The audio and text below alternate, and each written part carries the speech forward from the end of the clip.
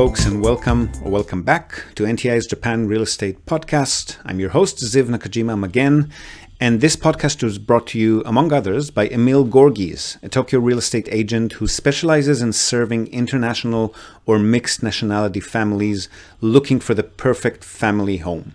So Emil's an Australian. He's been living here in Japan for the past 2 decades, 8 years of which he's been actively buying, selling, and managing real estate properties in the city on behalf of his own family and a great many happy clients.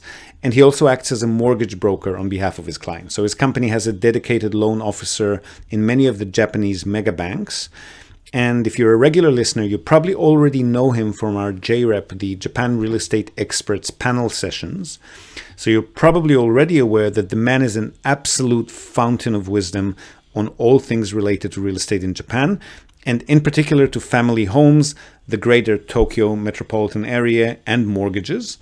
And most importantly, he's incredibly generous with his time and advice, which he's more than happy to provide at no cost or commitment to anyone asking. So if you've been thinking about buying your home in Tokyo, but you've been sitting on the fence for a while, or if you just want to have a chat in English with a real expert, drop him a line on emil.gorgis, that's emil.gorges,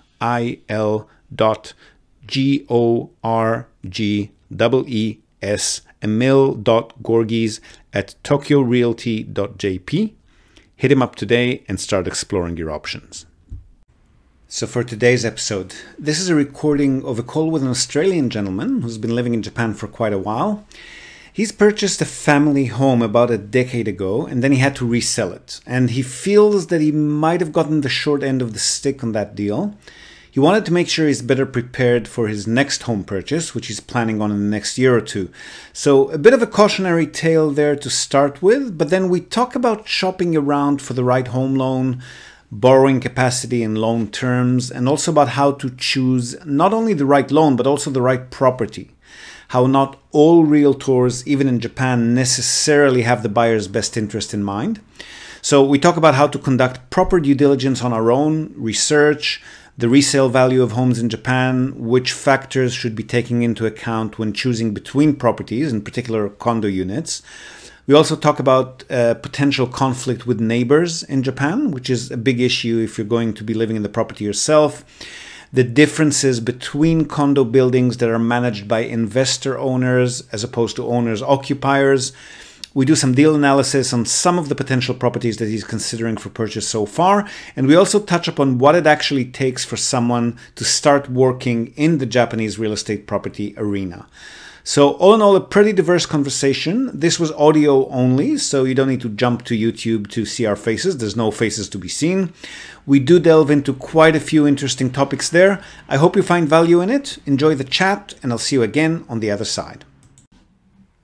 Okay, cool. So thank you for agreeing to be recorded, because you mentioned you've got a bit of a cautionary tale there that you wanted to lay out, right?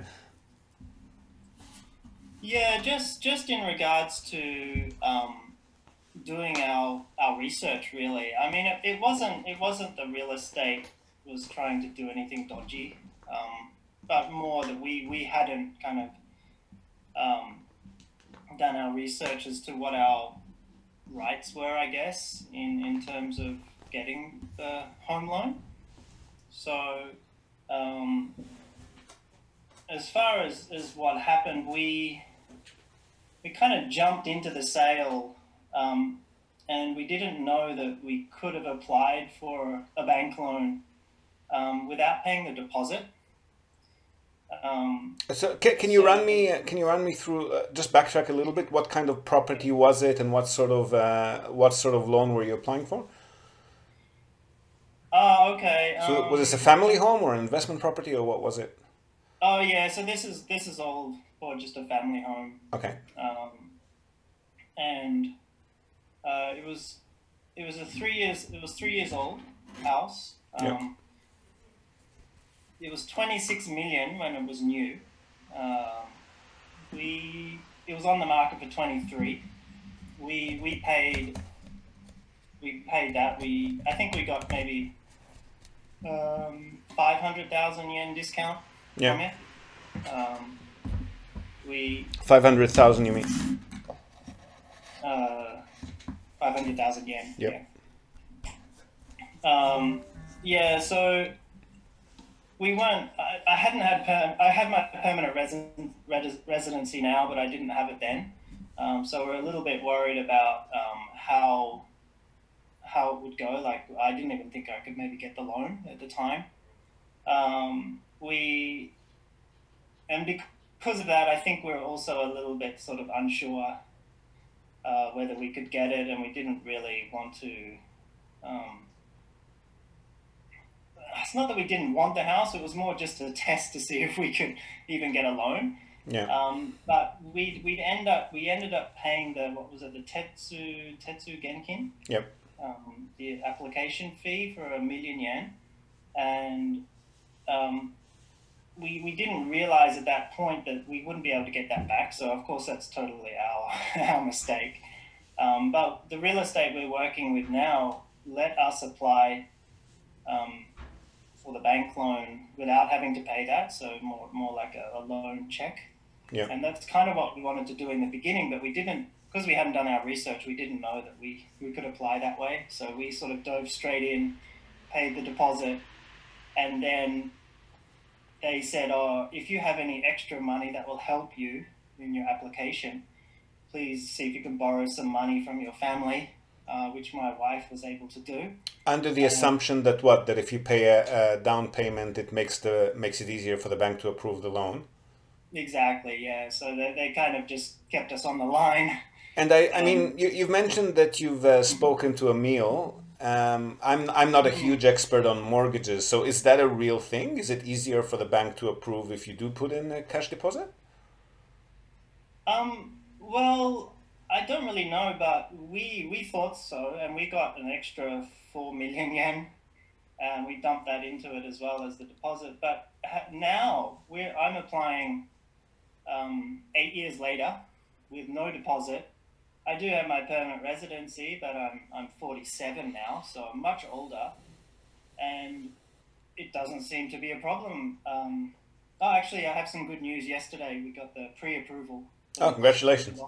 Yeah, thank you. That's brilliant. I did hear that, 100% or 105%, whatever it is, full cost loans are possible without a PR, but they are more challenging because apparently the lender does want to review your sort of employment longevity in Japan, potential for employment longevity in Japan. So if they are under the impression that maybe your job security is not that much guaranteed, then they do actually only offer, I think, 80 or 70% or whatever it is. So just, to give that agent some credit, maybe that has really been a thing. So maybe, I'm not sure what your employment status was at the time, but maybe, were you already under application for a PR at the time, or just? Sorry, what's a PR? Sorry, permanent residency. Sorry, okay. Yeah, no, it was permanent residency. I was, I think, applying at the time. So, yeah, I think we told the bank that it was, under application. So they probably just wanted to make it easier for them, I suppose. I guess so, yeah. Yeah. But, yeah, so as far as the loan goes, it looks like it's no problem to do it this way. And if we'd known that 8 years ago, it would have saved us a lot of money, actually. So, yeah. Yeah. Okay, so that's on the loan front. And then how did the rest of the purchase pan out? Yeah, it was really smooth. I don't speak Japanese or write or read, so my wife handled all of it, and except for myself having just to write my address on multiple documents, it was pretty easy. What happened though, we ended up moving out a year later. Okay. From that property, and what was the difficulty there was reselling the house. It was only a year we'd lived in it, but we had to sell it for 18 million. So already it depreciated by 5 million yen in a year. And as I sent you in my email, in my head I was still thinking Australian real estate market as it just keeps going up and up and up. And I thought even a bad investment would still, at least we could break even on the That sale. is quite a steep decline, though, even for Japan, because you're talking a relatively new property. So it's true that the land is the only thing that can gain in value, but still within a year. So, I mean, again, not knowing the details and the location and not having researched it, I would assume that either the area for some reason has gone significantly down in popularity over that period of time. Yeah. Or it might have been just overpriced to begin with. I think a little of both. We bought towards the mountains in Osaka, Yeah. so it was still connected by rail. There was a small station quite close, not an express line, but a local station was quite close. It had some views of the city as well, which again I thought would be, a great selling point. But here it doesn't really seem to be as much as it would be in Australia. Not compared to other things now. Yeah, I know. Yeah, they value convenience more and things like that. Plus, they like to.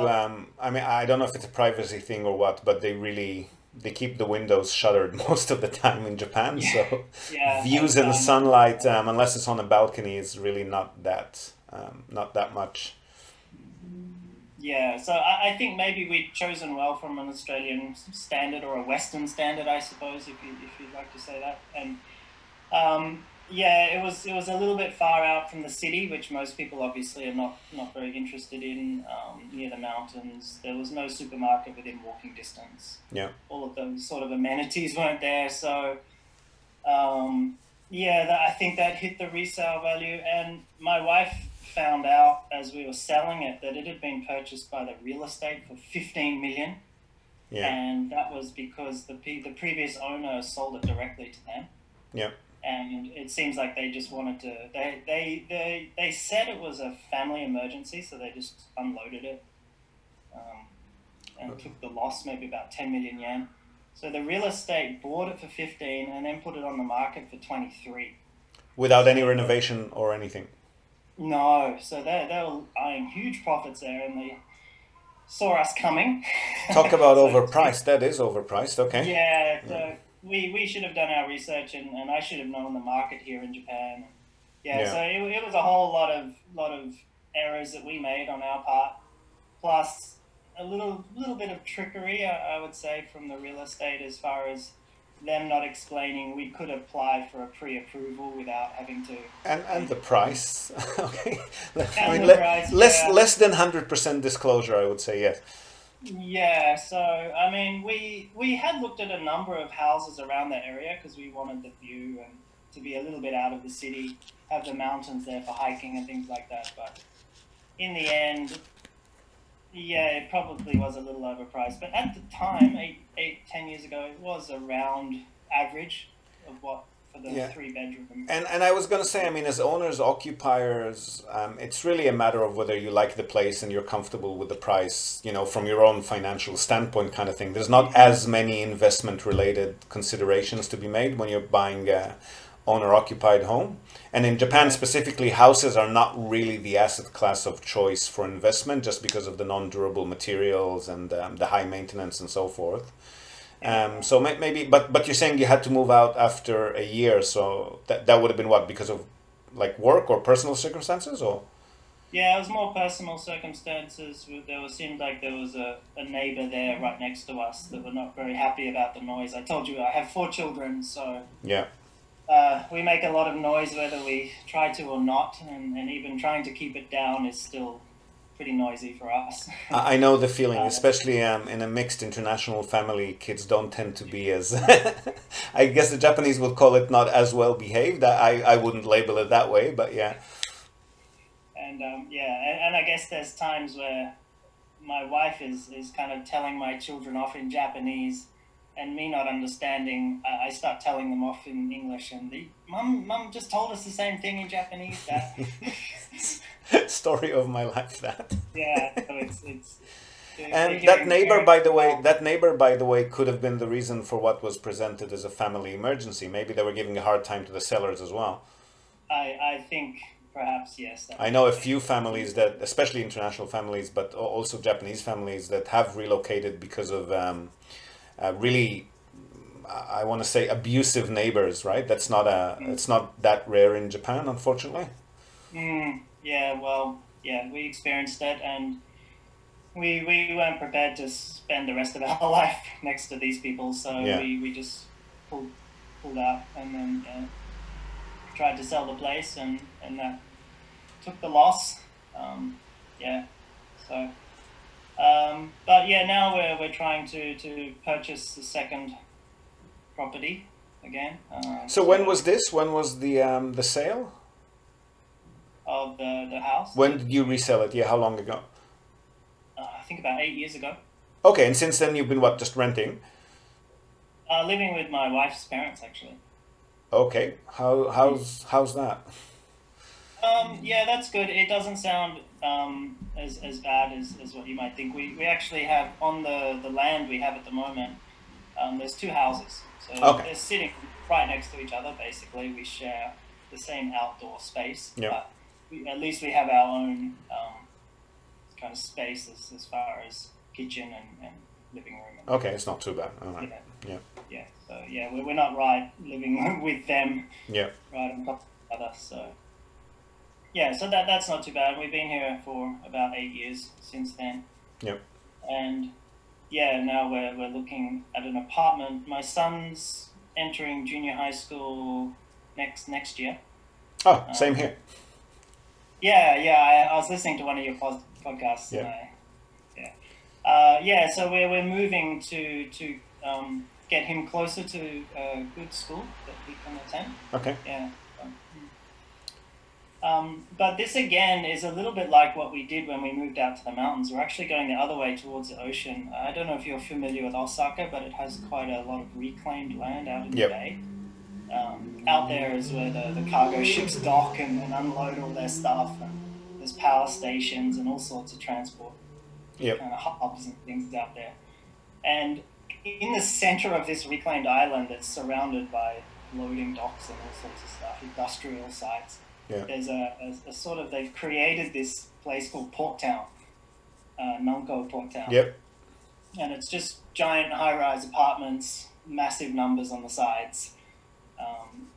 And we're trying to buy an apartment in one of those, on one of the upper floors. Okay, so the first one was a house, this one's a condo. This one's, Okay. Yeah, so 4-bedroom.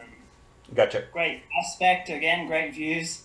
But sits on reclaimed land. It's 1981 was its construction date, so its planning was pre what Earthquake resistant standards, yeah. Yeah, so it just missed the most recent changes. So that's probably going to hurt resale value if we decide we want to get out of this one as well. Well, the other factor to consider there is not just the resale value, is also the fact that buildings that are at that age point, there's going to be a new legislation supposedly coming in the next few years. It was supposed to be this year, but then they've sort of pushed it back without actually specifying a date. But at some point, I think it will go in. And that's going to put more of an onus on owner unions to better maintain buildings once they reach 40 years of age. Okay. And they were talking, again, this is all, there's no clear details yet, but they were talking about a certificate system, whereas building owner unions that comply with the new requirements would get a kind of good management certificate. And they could choose not to comply, and then they wouldn't get that certificate. They're not going to tear the building down or anything, but there might be, so two things might happen there. One is that there might be suddenly a market for certified and non-certified properties, which of course would affect your resale value even more significantly. Or the other thing is, if the owner union suddenly starts scrambling to comply with the new regulations, they would definitely have to bring building fees up substantially to catch up on renovations and repairs and proper management procedures and so forth, which would then just increase the monthly expenses. So when you're looking at whether you're comfortable or not, because condos obviously come with monthly fees, when you're looking at those monthly fees, if you're looking at a building that's this old, I would probably just take a worst case scenario where building fees might be, say, doubled. and then Okay. see if you're still comfortable with that if and when it does happen, because that could be a very real issue in, let's say, 5 6 years, or worst case scenario, maybe even sooner.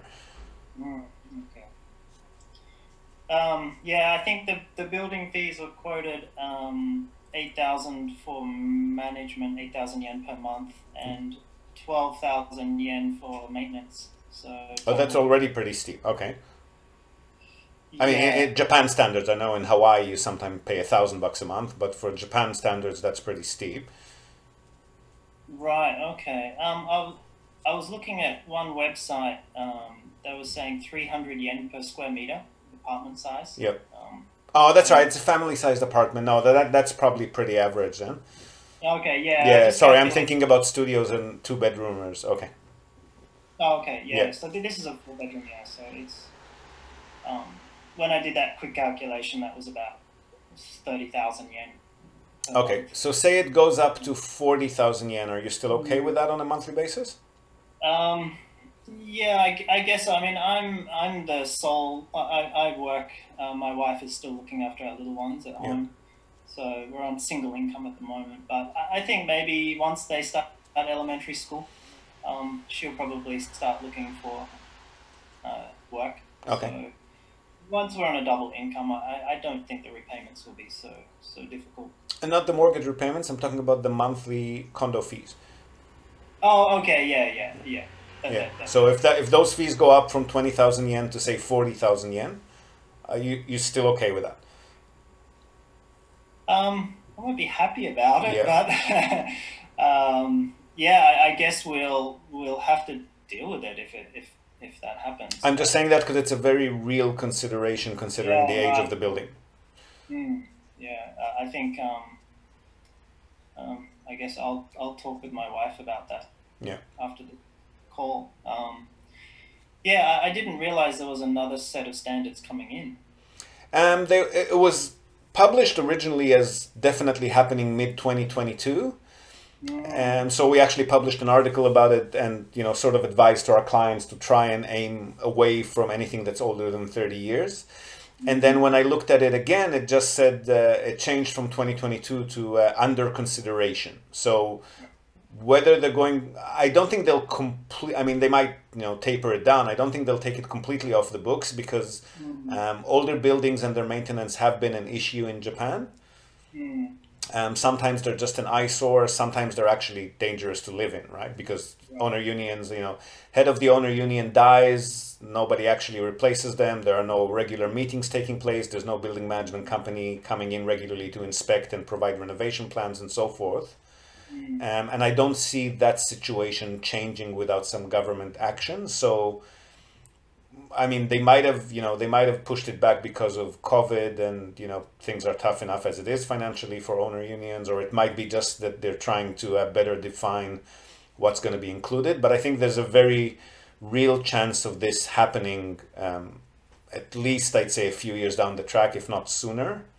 mm, So if and when that does happen, I guess there will be some scrambling involved on owner unions, at least the ones that are not being super well managed. It could be the case. I mean, when you evaluate a condo unit for purchase, it's a good idea to look at the renovation history of the building, so at least the last 10 years, say, and then check how much they've got in their reserve funds, mm, and try to correlate the two. So make sure that either big ticket items like the exterior, the roof, the elevator system, make sure that those have been done in the last, say, with elevators, maybe in the last 15 years, with the rest of the things, maybe in the last 10 years. mm, Because if they haven't been done, they're definitely going to be needed soon. mm, And then if they haven't been done in the last 10, 15 years, you want to look at the reserve funds pool and make sure that the building reserve funds actually have enough to cover a renovation of that extent. right. And if none of that has been done in the last 10 years, and the reserve funds pool is depleted, or has less in it than we'd like to see, then you would definitely should be taking into account that those building fees will go up, because they'll have to start collecting money for the next big renovation, or they'll have to take out a loan for the next big renovation. In both Mm, cases, they'll have to jack building fees up significantly. right. And so not necessarily a deal breaker, but maybe something to negotiate price on. Just to factor in that you will be paying more on a monthly fee. And if there's no renovation history of the last 10 years and there's no renovation plan, then that's definitely a mismanaged building, and that's definitely going to be an issue if that new legislation comes in, or even if it doesn't. Right. Yeah, that's good to know. We got the maintenance schedule from the real estate agent. It does exist. Okay, that's good. Yeah, yeah. No, some of them just don't have it, right? So it's a valid point. Yeah. Yeah, the one we got looked to be managed quite well. I think there's a company that's looking after it. It's not a owner-occupier run system, so there's no chairman or anything like that. But they are making plans, like there is a renovation schedule. Yeah. I think the next big renovation is happening in the next couple of years, actually. The website I was looking at, it said the first renovation should happen 10 to 13 years, and then the next within the next 20, and then. Yes, and then at this age it goes down to every 10 years or so. So, did you also check out the meeting summaries for the last, let's say the most recent one, to see if they're talking about raising building fees? Actually, no. I'll have to get the white. Definitely have a peek at that. Yeah. Yeah. Because usually when they draw the renovation schedule, that's usually when they'll start talking about potentially raising fees to meet that schedule. And I mean, it takes time for everyone to vote on it, and they put out a few offers, and people can tick if they want to raise it by 10% or 20% or 50% or what have you. So there's a lot of conversations going on. It can take about 2 years. But I think if the renovation schedule is already out, then you should be able to see whether they've started that discussion. It'll just give you a rough idea of what to expect when it does go through. Because eventually they will vote on raising the fees. They don't have a choice. It's if the building is mainly single or 2-bedroom units, it's mostly going to be investment properties, not many owners occupiers. And investors tend to just, they're planning to resell within 5 or 10 years anyway, so they'll just vote no on any renovation plan. But with owner-occupiers who actually are living in the building, they would usually take better care of it, and they would vote to go ahead and raise the fees to catch up. So just have a look at that, so maybe it'll give you a better idea of what to expect and when. Okay, yeah, I'll definitely check that.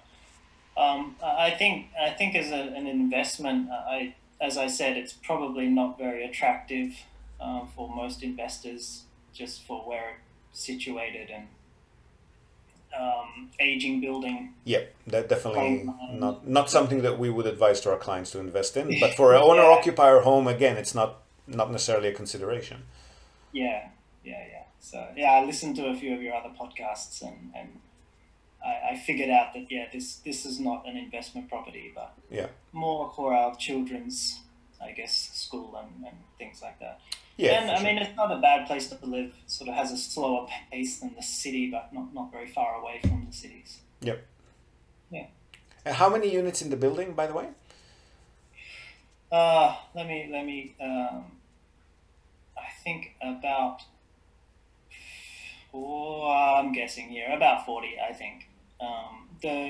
The block itself is connected to another one by a sort of an open walkway between these two huge pillars. So it's a single development, but 2 separate buildings.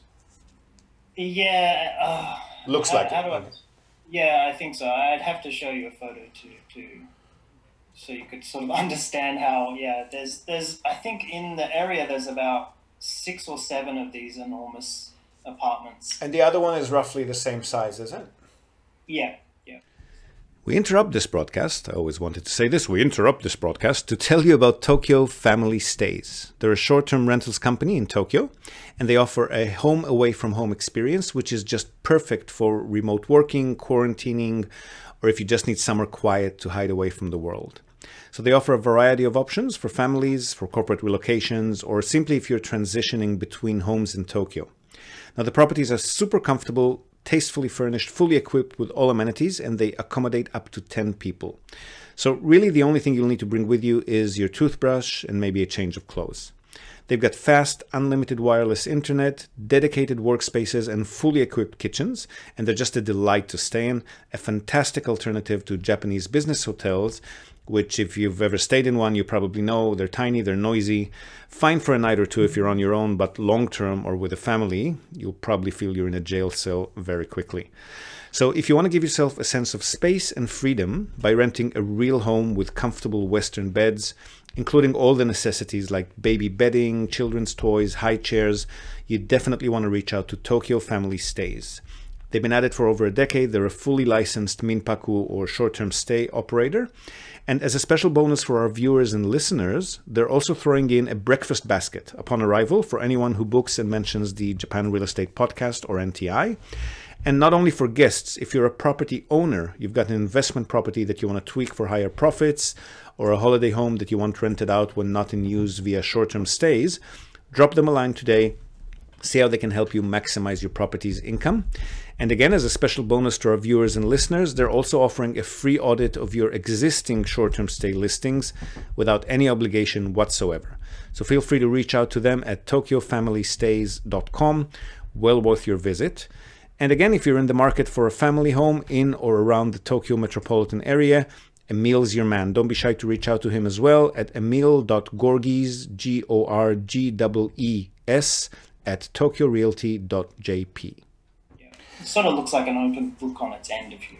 Okay, so I'm just thinking from an en bloc sale perspective, like let's say a developer comes in and the building's getting old, getting too expensive to maintain, they'll start looking at offers from developers.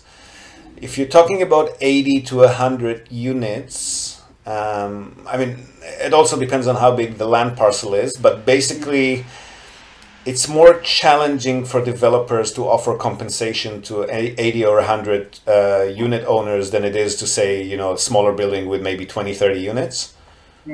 So you can't really expect to get a super good offer if and when the time does come to sell it. So don't assume that resale value to the general public is not going to be that attractive because it's over 40 years old and pre-earthquake, latest earthquake resistant standards. And resale value to a developer is also not going to be super attractive because there's a lot of units that they'll need to compensate. So again, just something to factor in if you're are you still in a point where you can maybe negotiate the price a bit? Yeah, my wife talked to the real estate yesterday after we got the pre-approval, and they said they could probably get it down another 1 million yen. The price has been dropped twice already. So I don't think we could probably push much further. What's 1 million percentage-wise? How much is the price, if you don't mind me asking? Oh, yeah, no problem. I think it was listed about 23 million. Okay. And we're hoping... 24 as renovated, 4-bedroom, and it's, I think, about 22 now. Okay. Yeah. So, and you're hoping to get it down to 2021? Yes. 22. We're hoping to get it to 22 now. So, okay, I mean, look, for a family-sized condo unit in Osaka, it's not a bad price. But it will definitely sell for less down the track, especially if you've been living it for 5, 6, 8 years or what.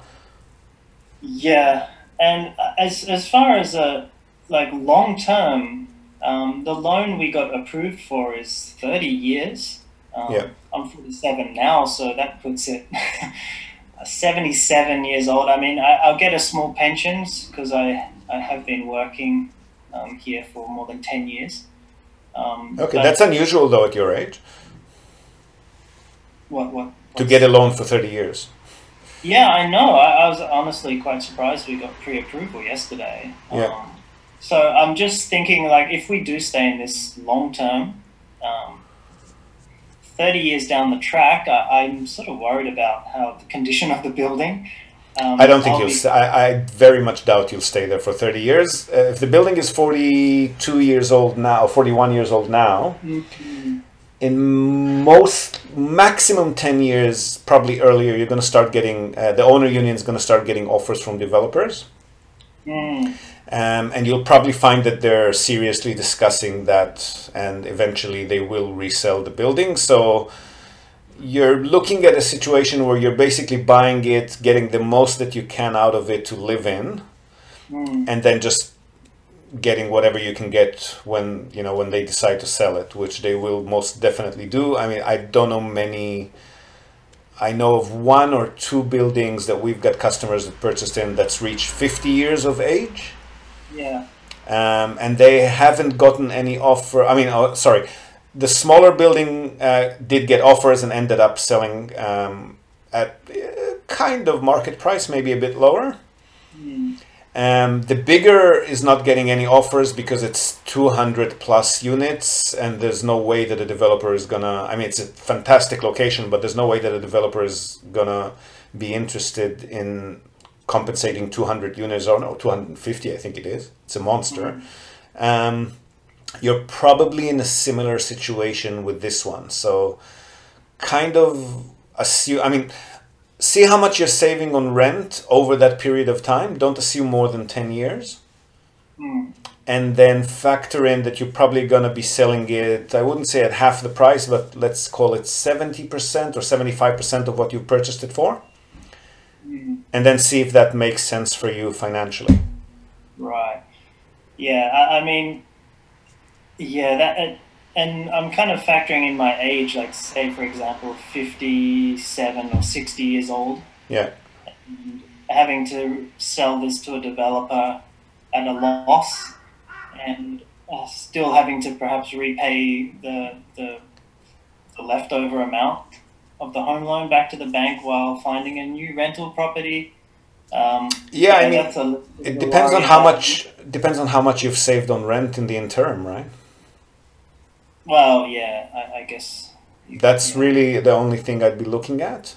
If you're looking at, if you do want to consider resale value, don't buy this one, buy another one. Right. Yeah. Yeah, I'll definitely have to talk to my wife about this, and yeah, that was one thing that was probably the biggest worry about the whole investment, not investment, the whole purchase of this building. Yeah. So I mean, whatever you're saving on rent multiplied by, let's say, 10 years. Let's assume we're talking about 10 years. Whatever you're saving, I mean, it could be that it, you know, will just stay there longer than that, but let's assume 10 years. Whatever you're saving on rent, then try to compare that with maybe a potentially newer, younger building. Let's say something that's like 30 years instead of 40 plus. And see if the difference in purchase price there is really, I mean, if it would have to be really significant for me to consider buying the older one. That's what I'm saying. Right. Because with a 30-year-old building, if you sell it in 6-7 years, you do have some, I mean, I don't know about gains, but you could be selling it pretty close to what you purchased it at. Whereas with this one, that's definitely not going to be the case. Yeah, right. Yeah, and so I guess you're suggesting that if we just continue renting forever, I guess, instead of buying. Oh, no, I'm not saying that. I'm just saying look for a younger building that you can afford with the loan that you can get. Oh, okay. Yeah. I had read somewhere that renting for the rest of your life could also be cost effective if you find a cheap enough place. In most countries, I would say that's definitely a consideration, but with the cost of borrowing in Japan, it's really a no-brainer to get an owner-occupied property for your home, right? Right. Yeah. I mean, you're basically getting very close to free money in Japan. I'm assuming, I mean, I don't know your situation, but I'm assuming it's the usual, so 0.5, 0.6% or so? I think so. I think that's what we're at the moment. I mean, for that cost of borrowing, why wouldn't you, right? It definitely makes a lot more sense than renting and throwing money away. But I would look at something that you'd actually have some resale value on when you do exit that loan. I mean, you would obviously, I mean, it's not going to go down to zero, but it's going to be the depreciation in the market price is going to be far faster and bigger for this one than something that's even 10 years younger. Right. Okay. Yeah, I guess that's probably why this place has been on the market for 3 months now, hence the dropping price. Yeah. So whoever's buying it is pretty much gonna assuming that they're gonna be riding it till it drops, kind of thing. And I don't know that I would do that if you're only gonna get 6, 7, 8, 10 years out of it. If you're buying something that you're going to get a good 20 years of use out of, then maybe it does make sense. But if you're buying something that you're going to have to resell in 10 years' time, that's ride it till it drops is not a good strategy, right? All right. Yeah. I mean, there's another place where actually the real estate we're working with is really being really flexible. They've got us the pre-approved loan for about 23 million. By the way, another question. I'm not sure who the lender is, but the fact that they're giving you a 30-year loan when you're 47, and that they're considering a building as old as that, that's a heck of a lender. I don't know many of them. And you're saying the interest rate is roughly on par with whatever the rest of the market is getting. That's quite the unusual lender you've got there. Yeah, well, UFJ, who we bought the previous house with, they declined to give us the loan here. It was a smaller bank. What was the name of it? Oh, sorry, my wife wrote it down. That's right, a local Osaka bank, I assume, right?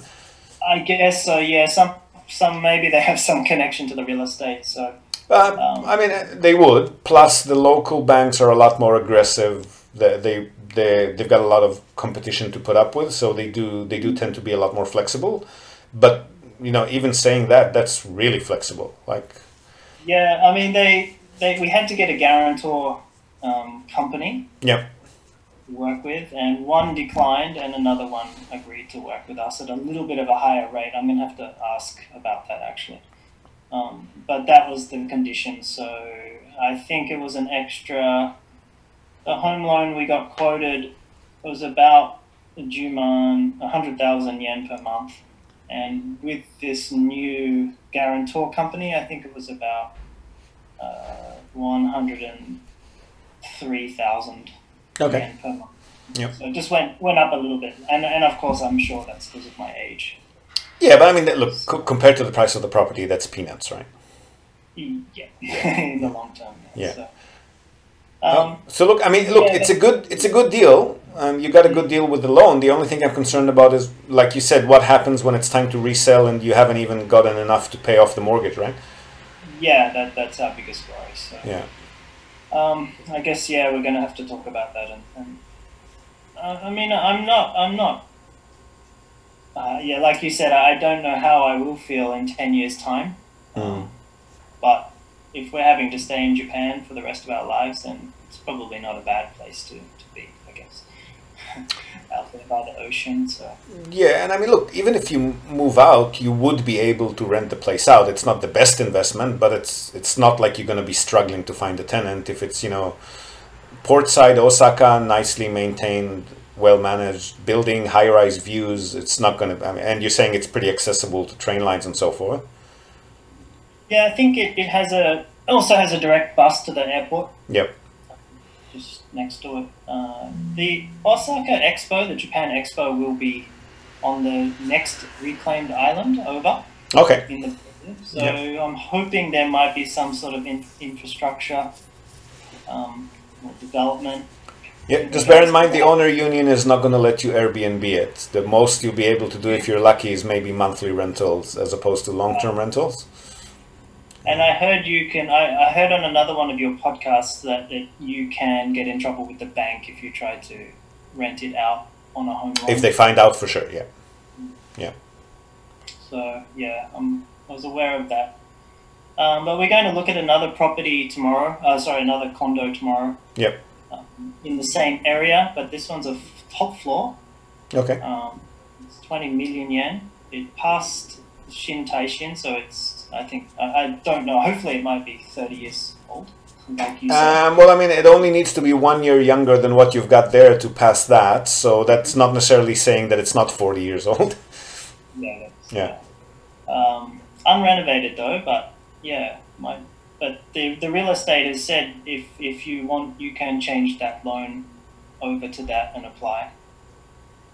And how can you find out how old that one is? Is it indeed closer to 30 or is it still close to 40?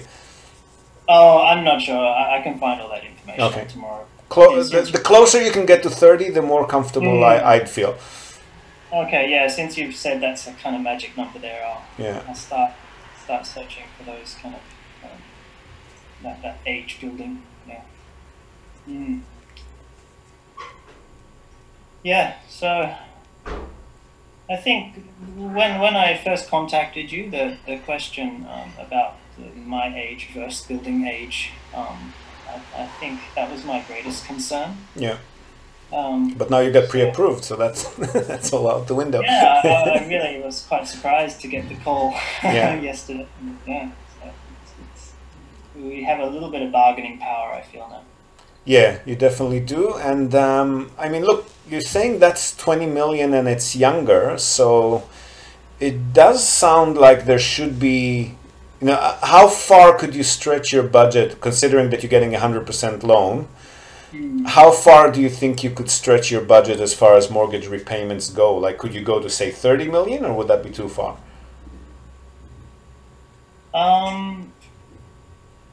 Yeah, like if you try to calculate mortgage repayments at 25% of monthly income, I could probably. My wife's not working at the moment. I'm on about 4 million a year, so pretty low. I guess I'm your stereotypical English teacher here. It's not bad in Japan. It's definitely livable. Although you've got 4 kids, so. So each time we had a kid, living got a bit tighter. If you could potentially stretch it towards 30 million. And could potentially look at something that's say 25-30 years instead of 35-40 years, you'd be really serving yourself well in the long term when it comes to resale value. Okay. Yeah. But if it's a stretch and it's going to make things uncomfortable just with daily living, then just go as young as you can within your budget. Yeah. The other option is to compromise on space, right? So you could get something cheaper if it was 3 LDK instead of a 4 LDK, or if it was 80 square meters instead of 120 square meters. But that's personal choices. I can't really dictate that. But from a financial perspective, the younger you can get, I would definitely stretch at least my budget, if not my living space, to try and get it younger. Just from a purely financial perspective. Right. Okay. As far as the pre-approval, it's kind of strange because we had to apply for the loan with this apartment at the price of 22 million. Yeah. But the real estate said if you want to change and reapply for the loan with another apartment, then we'll have to go through the whole process again. Well, then you've got if you're looking at that other one that's 20 million, you've got the cost of renovation too, right? Yeah, so I was just wondering how the bank... What I would like to do in a perfect world is ask the bank how far they're willing to lend. With the first house we bought as well, I felt there was a lot of sort of secrecy as to how much we could borrow and the whole procedure behind it. So I feel as though I don't really know what's going on with this whole, the whole purchase, basically. Well, according to Emil, who's way more versed in loans than I am, it's essentially 7 times your annual salary, right? Yeah, well, those calculations I did, and that is about 30 million on a... So... The bank, nobody says you can borrow up to that or you can borrow this much. They say, oh, okay, we'll approve you for this property only kind of thing. So, yeah, so I mean, look, speak to the agent. You're saying that agent is pretty flexible and communicates fairly well. So tell them, okay, well, if we're looking at a different property and we want to factor in renovation costs as well, because we've just renovated one of our family-sized apartments, and that was about 3.5 or 4 million yen.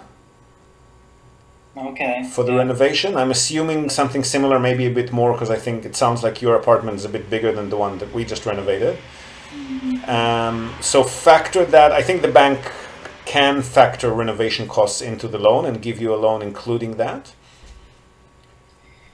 So yeah, sorry, go ahead.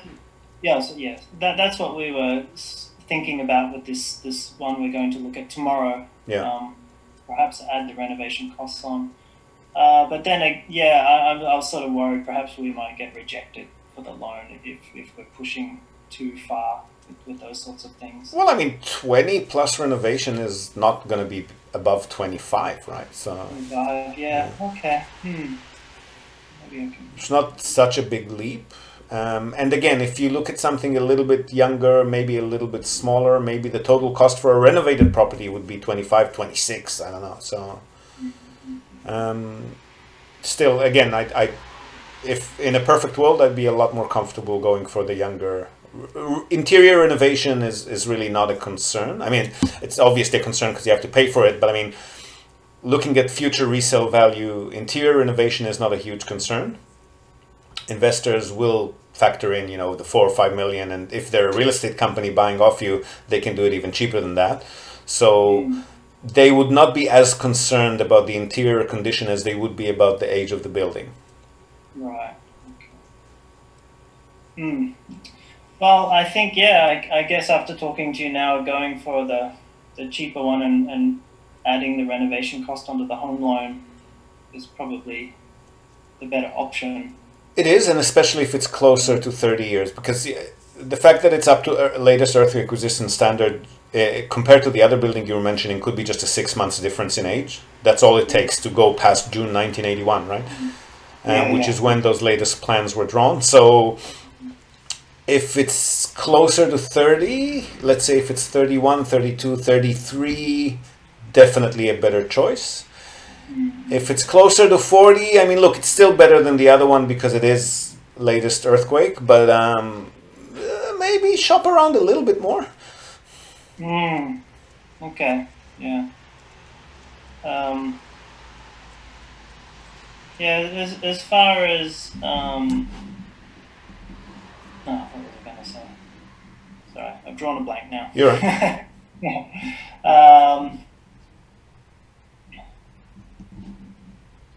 Oh, no, that's okay. Yeah, I think. No, you can hit me up by email if you remember you have further follow-up questions. Don't be shy. Yeah, okay, sure. What was... oh, yeah, sorry, I've lost it. You're right. Don't worry about it. Edit that part out. Okay, as far as... Can we change tack here a little bit? I think I've got all the information I wanted from as far as buying this apartment and looking at apartments and stuff. Yep. But I was kind of curious, in my position as somebody who doesn't have basically any capital and just a English teacher's salary, is there any way you could get into the real estate market? I was listening to one of your podcasts. There was an Australian lady on, I forget her name, but she said she was specializing in buying sort of quirky properties for quite cheap, renovating them and then renting them as minpaku and short-term rentals.